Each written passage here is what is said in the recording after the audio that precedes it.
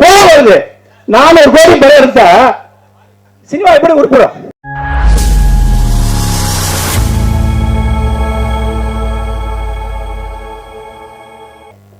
பிடிச்ச தெளிவாக சொன்னார் சார், கொஞ்சம் டென்ஷன் இல்லாமல் ஃப்ரீயாக பேசுங்கன்னு. ஏன்னா நான் எப்போதுமே டென்ஷனாக பேசி இது ஒரு இதாகிடுச்சு. நீ உண்மையிலேயே பார்க்க படத்தை வந்து காரணமே நான் நீங்கள் அமைதியாக இருக்குன்னு சொல்லி தான் வந்தேன். காரணம்னா படத்தை வந்து பார்த்து எனக்கு வந்து சொன்னார் ஆஃபீஸில், சார் படம் ரொம்ப அருமையாக இருக்குன்னு. நீங்கள் என்னென்னா ஒவ்வொரு இடையும் ஒவ்வொரு படத்தை நீங்கள் பார்த்தீங்கன்னா டைரக்டர் நல்லா இருக்கு சொல்லுவார், பிடிச்சி நல்லா இருக்கும் பாரு, டெக்னிஷியன் எல்லாரும் நல்லா சொல்லுவாங்க. ஆனால் அந்த படத்தை நல்லா சொல்கிற ஒரே ஆள் யாருன்னு கேட்டிங்கன்னா இந்த சென்சார் ஸ்கிரிப்ட் எழுதுவார்ல, அவரு தான் படத்தை பார்த்து கொண்டு வந்து முடிச்சுட்டு கடைசியாக கிளீன் சாங் என்கிட்ட வருவார். அப்போ நான் கேட்பேன், யாராக இருந்தாலும் கேட்டிருப்பேன், இந்த எப்படியோ படம் இருக்குன்னு. நல்லா இருக்குண்ணா சரி, ஏன்னா அந்தளவுக்கு புதுசாக இல்லை. நான் அந்த பார்க் படத்தை கேட்கும்போது சொன்னாப்புல, ஆனால் படம் நல்லா இருக்குண்ணே அப்படின்னாப்புல.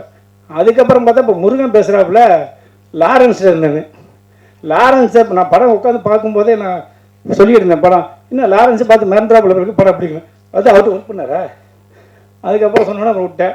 என்னன்னா ஒன்றும் இல்லை, ஆர் விஜயகுமார் சார், பேரர் சார், சிங்கம்புலி, சரவண சுப்பையா, இவங்கெல்லாம் எனக்கு வந்து 98லேருந்து தெரியும். இல்லை சிங்கம்புலி வந்து நான் ரொம்ப க்ளோஸ் ஃப்ரெண்டு. என்னன்னா 98ல் நான் என்ன அவ்வளோ கஷ்டப்படுவோம், சீரியஸாக பாருங்க, அவ்வளோ கஷ்டப்பட்டுருக்கோம். ஒன்றும் லைட்டு 1 மணியும் பேசி உட்காந்துருப்பேன் எங்கள் ஹோட்டலில், விஐபின்னு ஹோட்டலு. அதை உட்காந்து அப்படியே கடையிலேருந்து அப்படியே நடந்து கொட்டு மலையில் போகப்பில்ல, சாங்கு சக்கு சக்கு சாங்கு சக்குன்னு போகப்பில்ல. நான் இங்கேருந்து பார்த்துருப்பேன், பாண்டிச்சேரி வரைக்கும் போகப்பில்ல. என்ன காரணம், கஷ்டப்படாமல் எதுவும் வராதுங்கிறது தான் சொல்லுவார். இன்றைக்கி 400 கோடி 300 கோடி 500 கோடி படம் எடுக்கிறாங்க. நான் இதை தவிர நினைக்க நேரம் நீ ஒரு 10 கோடி ரூபா ஆர் விஜயகுமார் சார் கொடுத்து பாருங்க, லட்டு மாதிரி ஒரு படம் இருப்பார், மீண்டும் ஒரு சின்ன கூட்டு மாதிரி ஒரு 5-6 பசங்களை வச்சு சூப்பராக இருப்பார். அதே மாதிரி பேரரசு ஒரு 10 கோடி கொடுங்க, மீண்டும் ஒரு விஜயகாந்த் மாரி விஜய் மாரி ஒரு திருப்பாச்சி எடுப்பார். யாரும் திறமை இல்லை, இந்த சிட்டிசன் சர்வீஸ் போயிருக்க மாட்டாரா?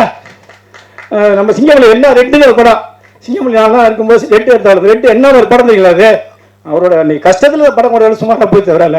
சினிமாங்கிறது 400 கோடி எடுக்கிறதுக்கு இதுமாரி ஒரு 50 டேரக்டர் உருவாக்கலாம், 50 நடிகர் உருவாக்கலாம், 50 புருஷர் மாரி பாருங்க வரலாம். சினிமா காலத்தில் அழியாது. ஏன் நான் இதனால பேசுறேன்னா கடுப்பாது, கோபம் வருது. 400 கோடி படம் எடுத்தா சினிமா எப்படி உருப்படும் சொல்லுங்க? நீங்க ஜெயிச்சிட்டீங்க, மைக்கு வேலை செய்யலையா? நீங்களாம் ஜெயிச்சிட்டீங்க, இல்லை கட் பண்ணலாம். நீங்களாம் 400 கோடி 300 கோடி படம் எடுத்து டாட்டா பிள்ளை மாதிரி ரேஞ்சு போயிட்டீங்க. இவங்களாம் எப்போ வர்றது? இந்த ஹீரோ எப்போ வர்றது சொல்லுங்க? நான் ஏன்னா நல்லது சொல்றது, ஏன்னா பிடிச்ச தங்கமான ஆள் நடராஜ் திரும்ப என்ன வேலை செய்யல இல்லையா? இல்லை நான் பேசணும் கட் பண்ணி நினச்சேன். ஏன்னா இந்த மாதிரி பிடிச்சலாம் பெருசாக வந்தது. அடுத்த நாளைக்கு ஒரு 10 கோடி படம் எடுப்பார். நான் என்ன சொன்னேன், 400 கோடியை 10 கோடி வச்சுச்சுன்னு வச்சுங்க, 40 படம் 50 படம் எடுத்து சினிமாவில் மொத்த பேருமே படமாக வந்துடுவாங்க. சினிமா நல்லா இருக்கும். ஆனால் யாருமே செய்யல. தயவு செய்து இருக்கிற இன்னைக்கு பெரிய பெரிய கார்பரேட் சொல்றாங்க. ஆனால் கார்பரேட் பேசுவாங்க மீட்டிங்கில் பார்த்தீங்கன்னா, கார்பரேட் உள்ள வரக்கூடாது, உள்ள போகக்கூடாதுமா.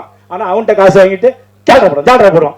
அதனால அவங்களும் தெளிவாக 10 கோடி 5 கோடி படம் எடுத்தீங்கன்னா நம்ம 60 சரி சின்ன கொண்டு மாதிரியும் திருப்பாச்சி மாதிரியும் சிட்டிசன் படம் எடுக்கலாம்.